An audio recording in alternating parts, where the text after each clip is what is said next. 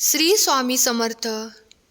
स्वामी भक्तांचे अनुभव या चॅनलवर तुम्हा सर्वांचे मी स्वागत करते.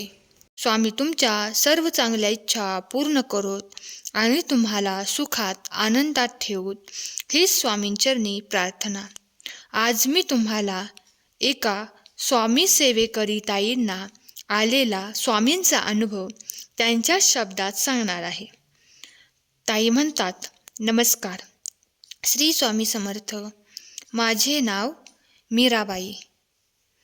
मी आज तुम्हाला मला आलेला अनुभव सांगणार आहे. माझे लग्न 22 वर्षापूर्वी झाले. मला एक मुलगी आहे. पण 10 वर्षापूर्वीच मला माझ्या नवऱ्याने काही कारण नसताना छळ करून घरातून हाकलून दिले. माहेरच्या लोकांनी माझ्या नवऱ्याला बरेचदा अनेक प्रकारे समजावून सांगितले. माझ्या बहिणीची काय चूक आहे असे माझ्या भावांनी विचारल्यावर ते म्हणाले की तुमच्या बहिणीला मुलगा होत नाही. आमच्या सर्व नातलगांनी त्यांना बरेच समजाविले, परंतु माझ्या पतीने काहीही ऐकले नाही. त्यांनी माझ्या भावाकडे फारकतीची मागणी केली आणि सांगितले, मला दुसरी बायको करायची आहे, पण मला फारकत नको होती, न्याय हवा होता. माझ्या नवऱ्याला मला धडा शिकवायचा होता. त्याकरता मी न्यायालयात गेले, खटला दाखल केला. त्या दरम्यान मला श्री स्वामी समर्थ सेवेकरी भेटले. ते सेवेकरी मला म्हणाले, तू दिंडोरीला जा, तुला न्याय मिळेल.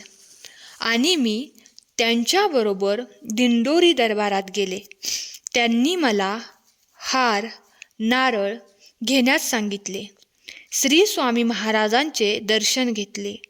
मनाला समाधान वाटले.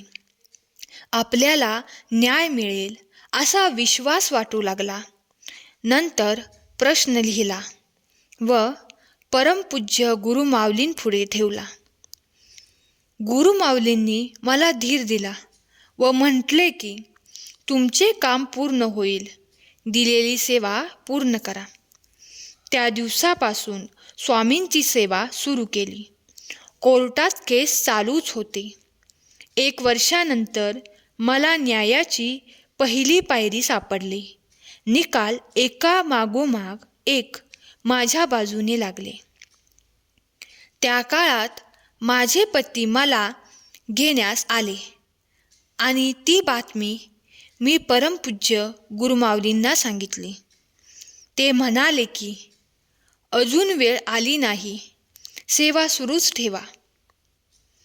त्यांच्या या वाक्याची प्रचिती आली ती अशी, त्यांनी 3 बिघे शेतजमीन घर माझ्या नावावर केले. परत नांदायला नेण्यास देखील तयार झाले. ही सर्व स्वामींचीच किमया. तरी माझ्यासारख्या समस्यांना ज्या स्त्रिया सामोरे जात आहेत त्यांच्यासाठी श्री स्वामी समर्थ सेवा हे एक वरदान आहे. श्री स्वामी समर्थ. तर स्वामी भक्तांनो, तुम्हाला आजचा ह्या मीरा ताईंचा अनुभव कसा वाटला हे आम्हाला कमेंट करून नक्की सांगा.